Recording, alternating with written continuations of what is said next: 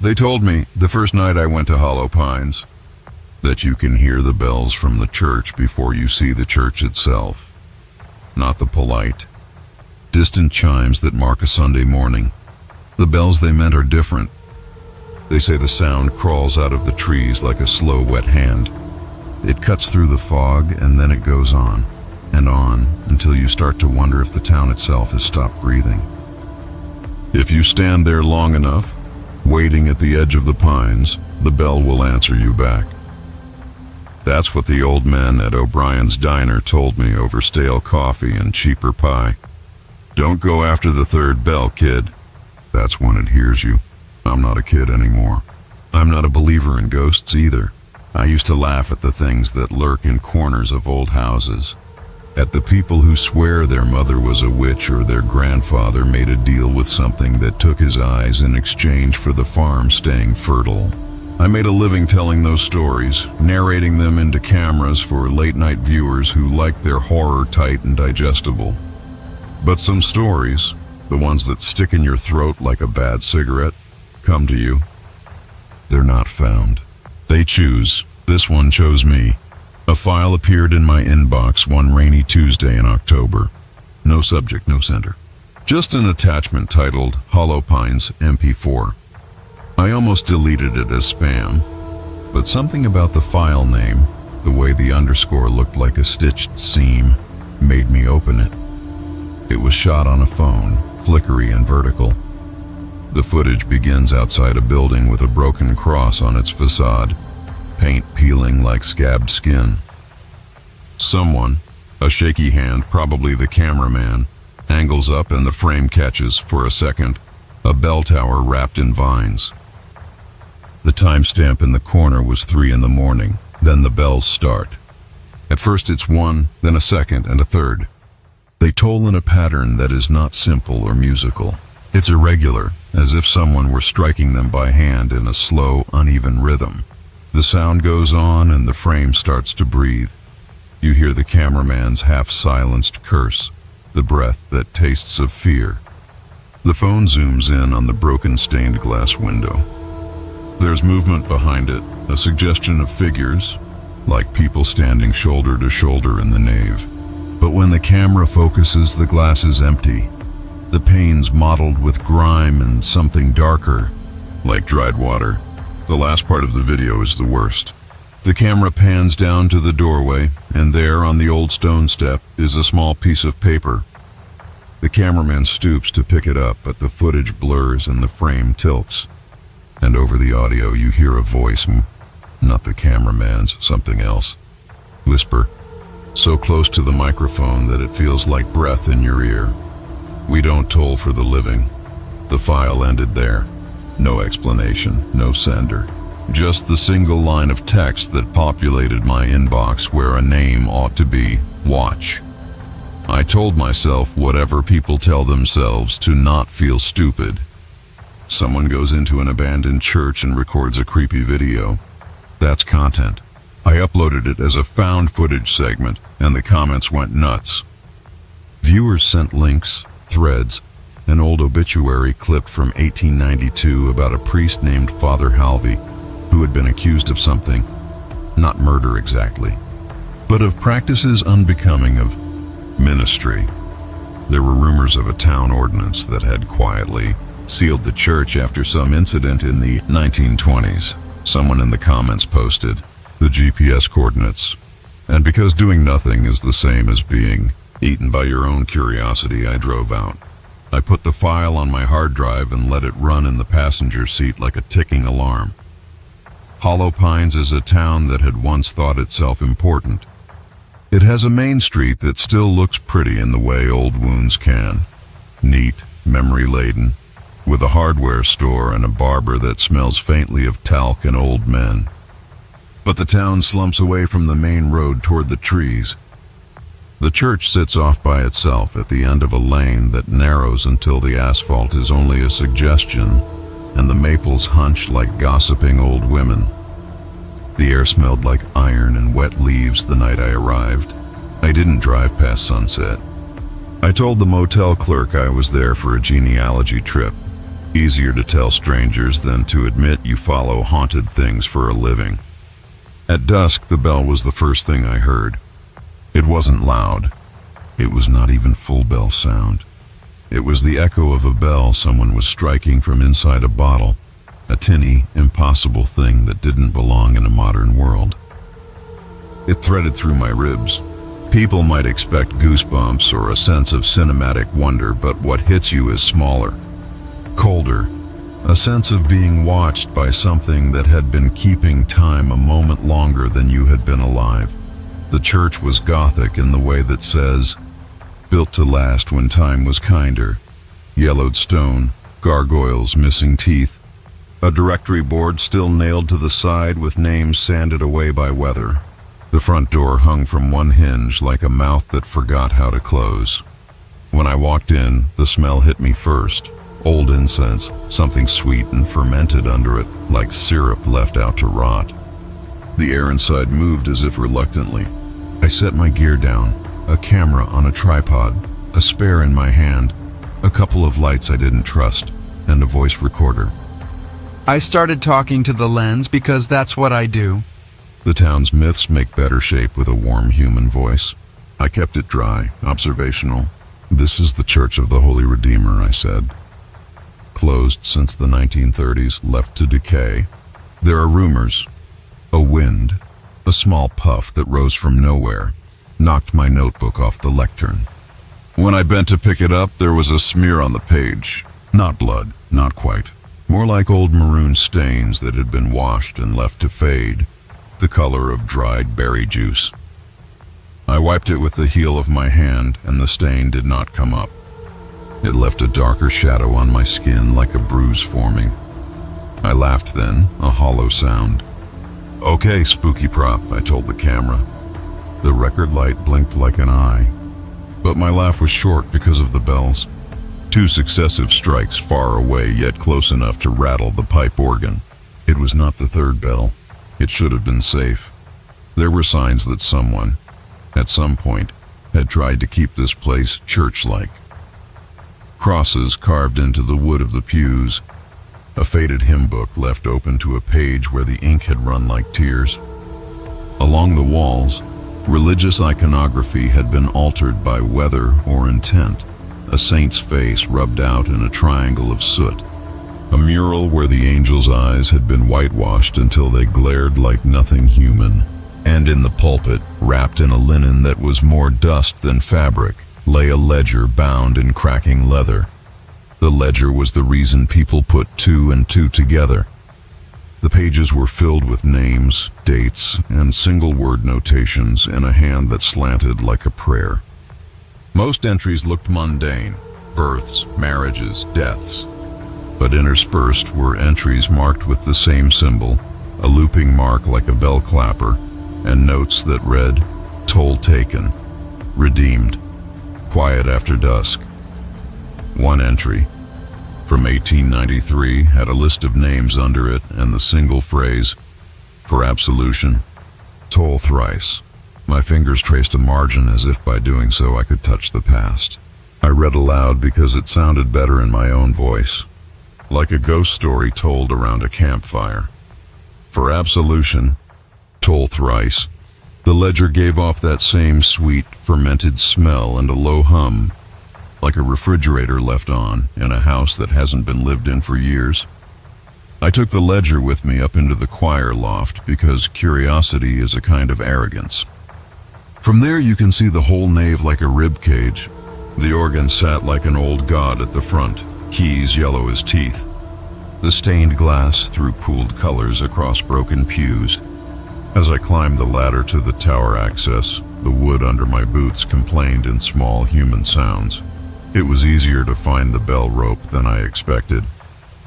It hung surprisingly clean from the rafters, a rope that had not been cut by vandals, the kind of preservation that suggested someone wanted it left alone.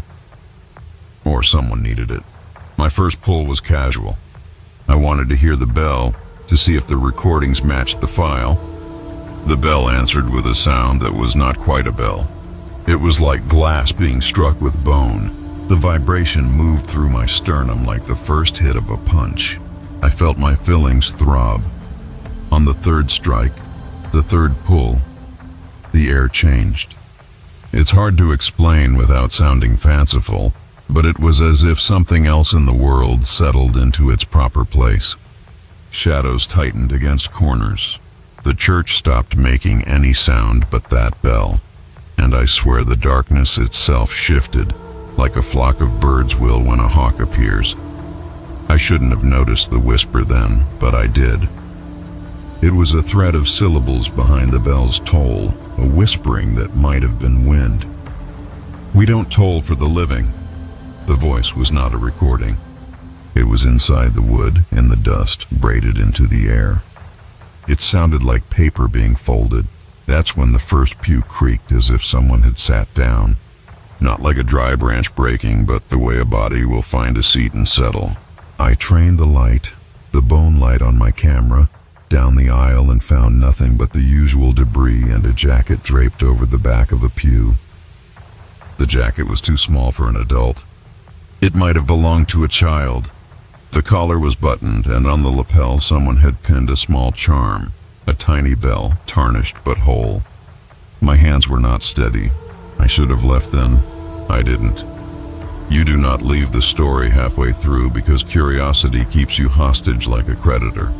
I sat and watched the nave like a lookout in a storm. The recorder on the tripod caught everything: the scrape of my shoe, my breath, the distant rattle of the town where it slept, and then the whispering together of voices that pulled like a tide. The voices were merciless in their ordinariness. People humming off-key hymns, the squeak of an old woman crossing her feet, a child laughing, the sound folded in cotton. When the voices organized into a cadence, when they started to sing, the lyrics were wrong. I understood them for their intent. They were saying mass, but the words were stitched thin, as if someone had taken pieces from various rituals and sewed them into one garment that didn't quite fit. I felt something brush the back of my neck at that point, a hair raising. Light touch, like someone placing a hand there and then lifting it away. The camera zoomed because I either did it with a muscle memory or my nerves made my fingers twitch. On the screen, the end of the pew I had been staring at was filled with a shadow that looked almost like a person. A suggestion of shoulders, an absence of face. I do not believe in possession as a simple cinematic thing. I do not think demonic forces have a script and enter according to plot. But I will tell you what happened because it's the only truth I have. The air grew so thick with presence that my voice recorder stuttered on the playback. The static between words wasn't random. It twined into pauses you could feel. In those pauses, when I listened back later in the safety of my motel room, I could hear breathing that wasn't mine. Slow, satisfied breathing like a thing that had been waiting for dinner. I slid down from the choir loft at some point. I don't remember doing it. The film shows the ladder, my hand on the rung, my head ducked. The light in the nave had changed. The stained glass pooled deeper color like bruises. At the foot of the pulpit there was a small pile of stones, each one smooth and dark. Placed on top of the pile was a child's shoe, the same size as the jacket, worn at the toe. My mind offered explanations. Pranksters, reenactors, kids playing some small wicked game. But nothing fit. There were no footprints. The dust around the shoe was unbroken.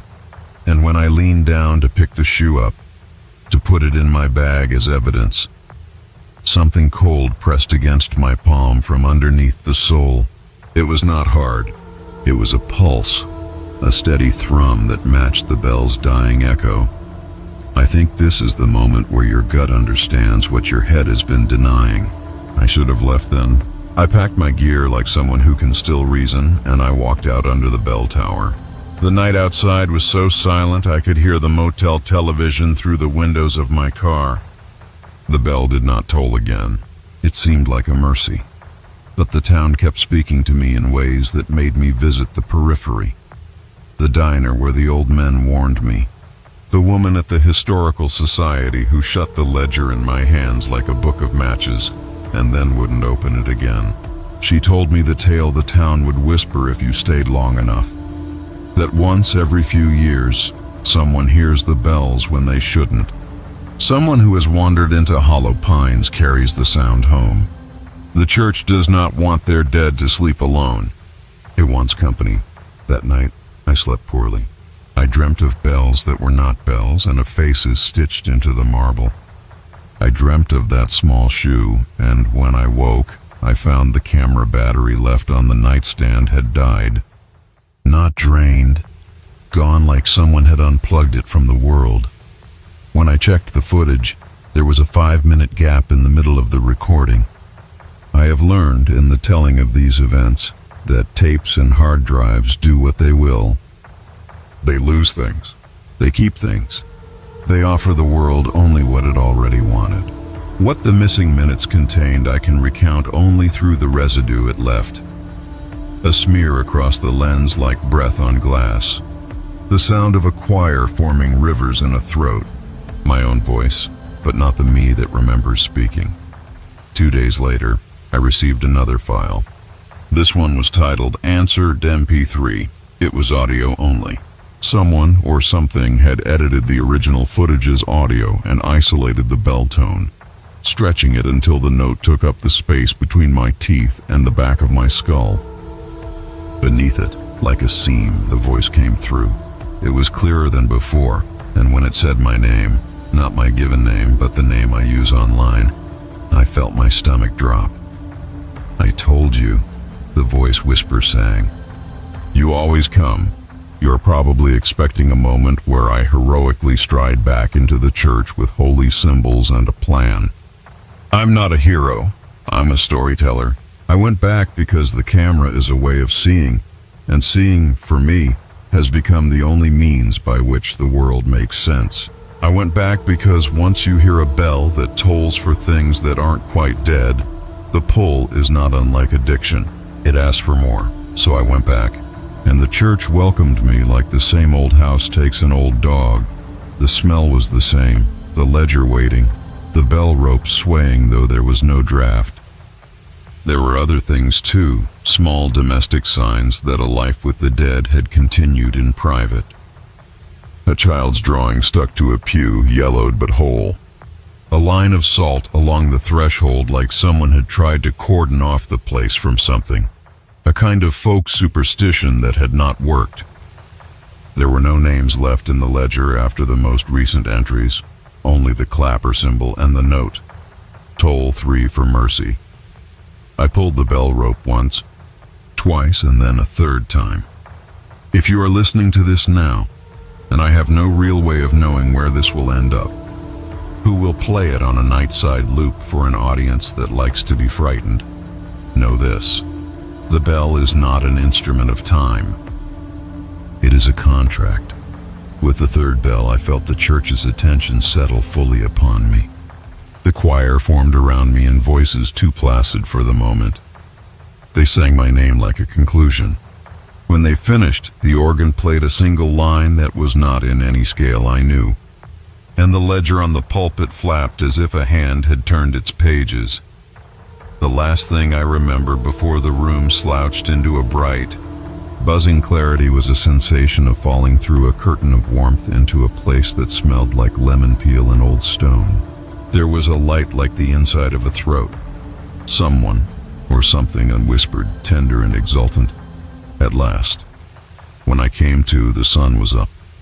The church smelled only of itself, and the ledger lay on my lap. The pages that had been black with names the night before were blank, clean as if they'd never been written on.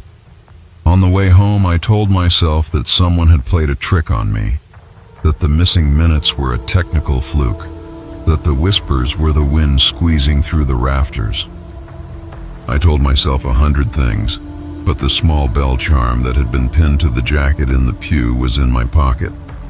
I felt it there as I drove, a cold weight. And every night since, in whatever place I sleep, there is a sound that threads the quiet.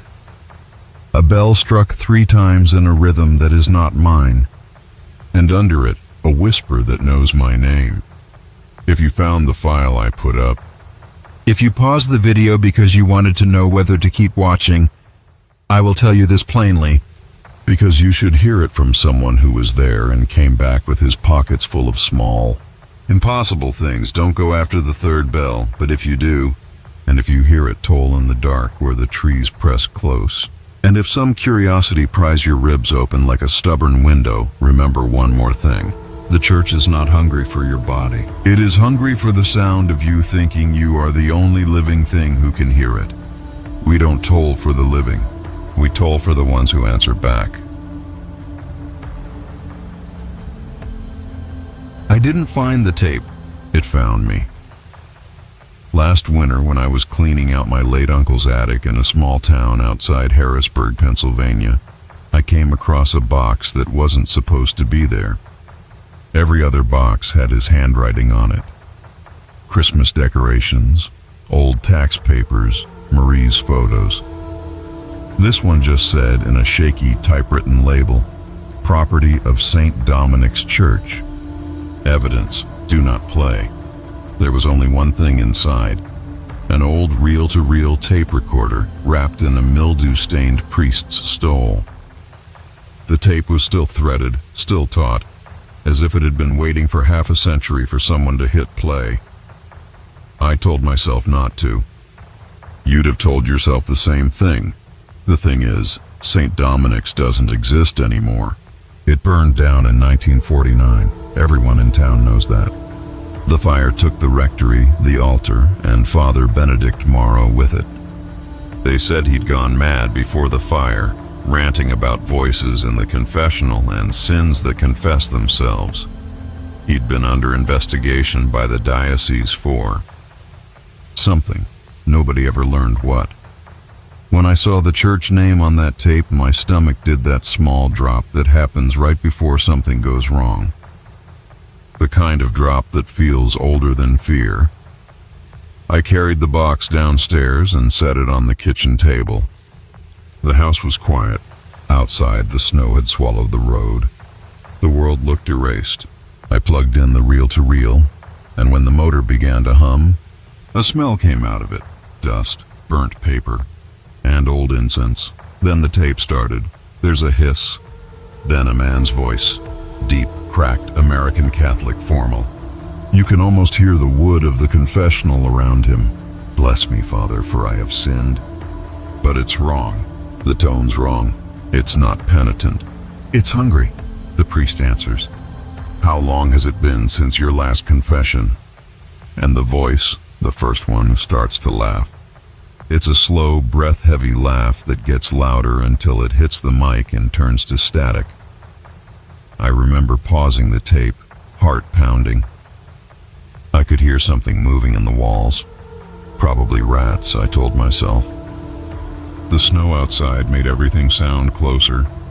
When I pressed play again, the recording had changed. There was no laughter now, just a whisper. The kind that comes from someone whose mouth is too close to your ear. "You don't remember me, do you, Father?" The priest stammers, papers rustling. Is this Daniel?" Then the tape screams. Not a human scream, not the sharp kind. It's a layered sound, 100 voices collapsing into one tone that makes your bones feel too thin. The reels squeal, the machine kicks, and suddenly the tape reverses by itself. When it starts again, the voice speaking isn't either of them. It's a child. "Father, can you hear them?" They won't stop until you tell the truth. The background of the recording is full of knocking, steady, rhythmic, like something hitting wood from the inside. That's when the power in my house flickered. Once, twice. Then it went completely dark. Only the red record light on the reel-to-reel was still on, glowing like an eye. I don't know how long I stood there listening to the tape spin in the dark. When I reached out to stop it, the reels stopped on their own. The red light dimmed and died.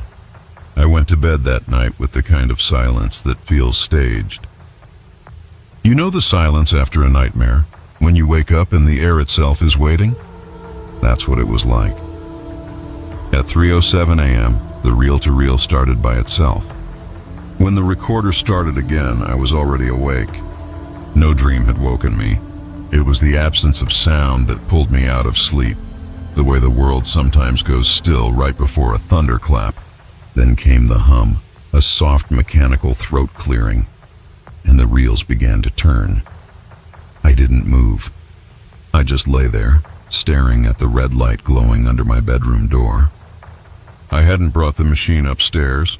At first it played only the hiss of empty tape. Then faintly a voice whispered from downstairs, so low I thought it was in my head. "Father, are you still listening?" Every word slid through the floorboards like smoke. The house didn't echo. It absorbed the sound. I told myself to stop imagining things. I counted to 3. I got up. Barefoot, half blind in the dark, I followed the light down the hallway. The air smelled like warm dust and iron filings, that same burnt incense odor that had come from the tape earlier. The reel-to-reel sat on the kitchen table exactly where I'd left it, the reels spinning slow. The red lamp blinked in rhythm with the voice that now sounded clearer, closer. "You recorded me, Father. You promised you'd keep it safe." I reached for the switch. Before my hand touched it, the voice changed pitch, became my uncle's. "Don't stop the confession." That broke me enough to yank the cord from the wall. The reels kept spinning. The noise built into a pressure in my skull. The whole house felt smaller, like the walls were bending inward. I stumbled back, hit the chair, and fell hard. When I looked up, the recorder was still running, but the sound coming out wasn't speech anymore. It was the room I was in. My breathing, my heartbeat, my own whisper, "Stop, please stop." And then over it, another voice identical to mine answered, calm and patient, "You haven't confessed yet." I bolted for the door. Outside, the snow reflected the glow of the streetlight like a sick moon. The quiet was absolute. No wind, no distant traffic, nothing. I stood there until the cold bit through my clothes. When I finally went back inside, the recorder was silent. The reels had unwound themselves across the floor like spilled tape intestines. I didn't sleep the rest of the night. I sat on the couch, the machine on the other side of the room, waiting for sunrise. At dawn, I called the Historical Society. The woman who answered sounded tired, as if I wasn't the first to ask. When I told her I'd found something from St. Dominic's, she went quiet for a long time. Father Morrow made a recording. She said finally, "Police found it after the fire. The diocese ordered it destroyed. Why? Because he confessed on it." She wouldn't say more, only that everyone who'd handled the tape heard their own voice before it ended. Then she hung up. I thought about throwing the thing into the snowbank, letting it freeze until spring. Instead, I packed it into the trunk of my car and drove it to the nearest pawn shop, left it there, and told myself that was the end of it. That night, my phone rang at exactly 3:07 a.m. The caller ID said unknown. When I answered, all I heard was the faint click of a reel-to-reel turning. Then my own voice said, "Bless me, Father, for I have sinned." The next day I tried to convince myself I'd imagined the phone call. Sleep deprivation, leftover grief, maybe a dream that leaked into waking. The logical part of me built excuses like sandbags, but the water kept rising. At work, the office copier began to hum. The rhythm matched the slow, uneven spin of that tape. When I leaned closer, I could have sworn I heard breathing between the mechanical words. A coworker asked if I was okay. I told her I had a headache. I didn't tell her that the paper coming out of the tray smelled like ash. By evening, I'd replayed the moment in my head 100 times. My own voice on the phone saying the words I hadn't said. The guilt in them felt personal, like the tape had recorded something I'd done but refused to remember. I unplugged my phone before going to bed. That didn't help. Around midnight, the heater kicked on and whispered. It wasn't words at first, just a tone that rose and fell like someone breathing into the vents. I turned the thermostat off, but the sound continued. The air itself moved against my ear, soft and pleading. "Say it again." I clapped my hands over my ears. The whisper didn't fade. It traveled inward, straight through my palms. I muttered a prayer I hadn't used since childhood. Halfway through the second line, another voice finished it for me, from inside my mouth. I don't remember the next few minutes clearly. I know I ended up outside on the porch, barefoot again, snow burning my feet numb. Across the street, every house was dark, but behind their windows I could see faint flickers, as if other televisions were turning on at once. Each screen showed static. I swear the static pulsed in time with my heartbeat. The wind carried the smell of incense. When I went back inside, the reel-to-reel was on the kitchen table. I had left it at the pawn shop. I know I had. There was even a yellow receipt still in my coat pocket. Now it sat there clean, polished, the tape neatly wound as if it had never been touched.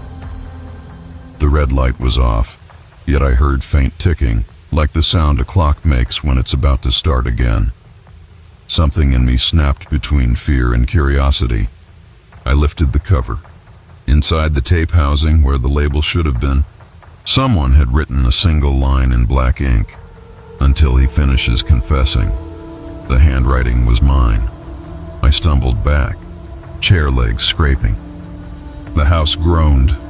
The pipes moaned. Then a door upstairs slammed, my bedroom door. I hadn't left it open. The slam echoed longer than it should have, a rolling vibration that made picture frames rattle. I grabbed my car keys. As I reached the front door, a voice behind me said, calm and conversational, "Leaving won't help." "You're already in the booth." I turned. No one was there. Just the tape machine waiting. Outside, the snow had stopped. Everything glittered under the streetlight, peaceful and wrong. I sat in the car with the engine running, staring at my house. Through the kitchen window, I saw the red light flick on by itself. Then I heard it again, my own voice, though the windows were closed and the distance too far. "Bless me, Father, for I have sinned." The sound didn't come from the house. It came from the radio of my car. By the time I left town, I'd stopped checking clocks. Time had become a loop that always led back to 3:07 a.m.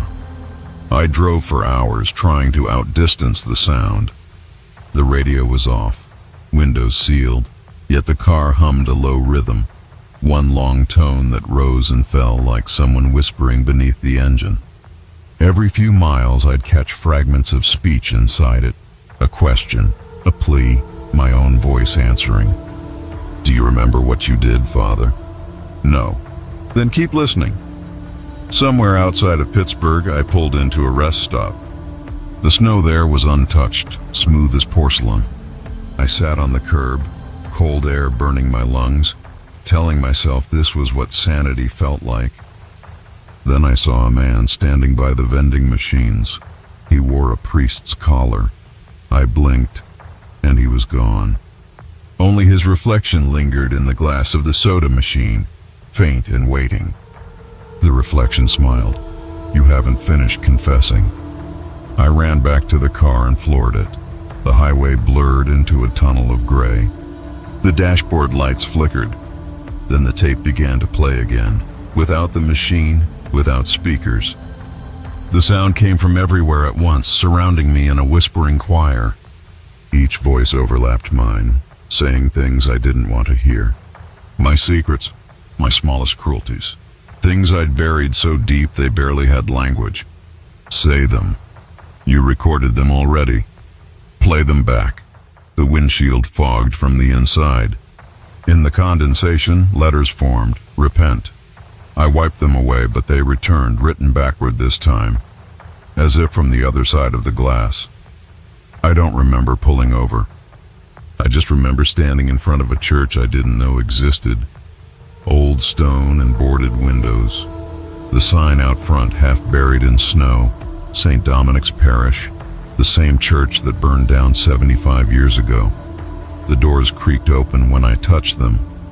Inside, everything smelled of smoke and old wood. At the front, a single confessional booth stood intact, its curtain slightly open. Light flickered inside, red and steady, the glow of a record lamp. I told myself it wasn't real. that none of it could be. But my legs kept moving. I stepped inside. The air was warm, heavy with dust. I sat, the door closed behind me on its own. The other side of the divider crackled, and the voice came through, the same deep, cracked tone from the original tape. "Bless me, Father, for I have sinned." I laughed, or tried to, but it came out as a sob. "You've got the wrong person," I said. "I'm not." "Everyone is, eventually." The curtain glowed brighter, the red light bleeding through the wood. I heard the reel start turning again. My hands moved without permission, pressing record. "Say it!" the voice insisted. "What?" "Your sin," and I did. Words poured out that weren't mine, but felt like they'd always been waiting. Things I'd never done, yet somehow remembered.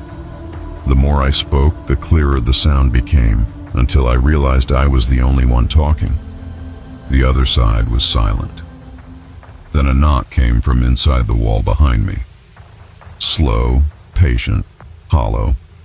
I stood, stumbled out of the booth, and saw smoke curling under the church doors.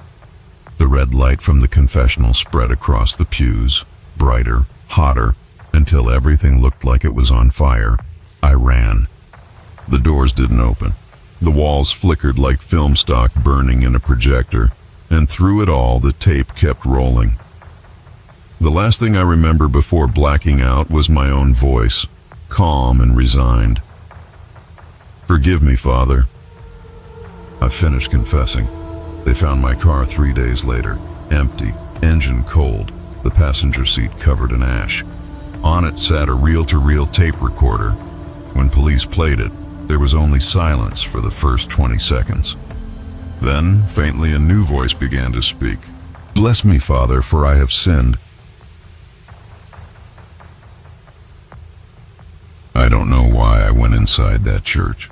Maybe it was the storm. Maybe the roadblock that sent me down that dirt lane. Or maybe it was the light I swore I saw through the broken stained glass, a candle flicker where no one had prayed for 50 years. The place was smaller than I expected. A one-story wooden Baptist chapel leaning into its own shadow. The sign out front said, "New Harmony Missionary Church," though the Harmony part had peeled away. The doors were chained, but one hinge had given up long ago. I slipped through without thinking, rain at my back. The air inside felt thick, not just dusty, like old breath that had been waiting. My flashlight beam caught rows of empty pews, hymnals swollen with damp, spiderwebs trembling in the draft. And at the far end, behind the pulpit, a single chair sat upright as if someone had just stood from it. Thunder rolled. The sound came late, muffled by the wooden ceiling. I told myself it was only weather. Then I heard a voice.